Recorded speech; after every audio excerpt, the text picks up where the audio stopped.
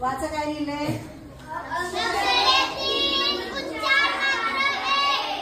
अक्षर 3 उच्चार मात्र 1. प्रत्येक अक्षराचा एक वेगळा आवाज आहे हे आपण शिकलो. पण इंग्लिश मध्ये काही आवाज असे असतात की ज्याच्यासाठी 2, 3 अक्षर वापरली जातात. आवाज मात्र एकच अक्षराचा येतो. तसंच आहे इथं 3 अक्षर आहेत TCH पण ह्याचा आवाज काय होतो? च. Very good. काय होतो? च. काय होतो? च. इथं बघा काय लिहिलंय? Very good. D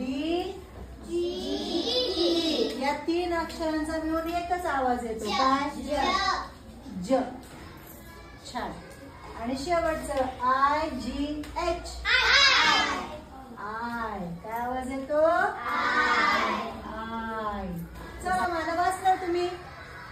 या 3 अक्षरांना एकच आवाज द्यायचा आहे. बरोबर. चला वाचा पहिला शब्द. चला वाचा पहिला शब्द.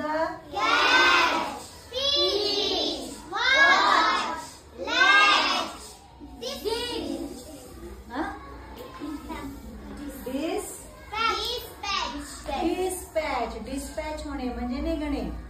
एखाद्या ठिकाणावरून ते पुढे जाणे त्याला म्हणायचं डिस्पॅच व वाटणे. लॅच माहिती सगळ्यांना. वॉच, पिच, कॅच माहितीये. जायचं पुढं. ज. काय उच्चार करायचा रुपाली? ज. मग ह्याला काय म्हणायचं? फ्रीज. काय म्हणायचं? फ्रीज माहिती ना सगळ्यांच्या घरात येतो. ह्याला काय वाचायचं? फ्रीज. ह्याला काय वाचायचं श्रेया? जज. ह्याला काय वाचायचं? स्लेज. ह्याला काय वाचायचं? फज. फज. आय जे याचा आवाज काढायचा आई. आय नाही काढायचा. काय काढायचा? आई. बघा. ना it. Night. Light. Bright. Freight आणि फ्राईट. फ्लाईट म्हणजे विमान नाही का? फ्लाईट. आणि फ्राईट म्हणजे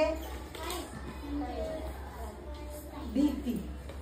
फ्राईट म्हणजे काय? भीती. तर अशा प्रकारे हे लक्षात आपल्याला ठेवायचं आहे. किती मोठा शब्द असला तरी तुम्ही चुकता कामा नये. कधी होणार हे असं? जेव्हा तुम्ही सारखी सारखी वाचन करण्याची प्रॅक्टिस करणार तेव्हा. करणार ना प्रॅक्टिस? हो.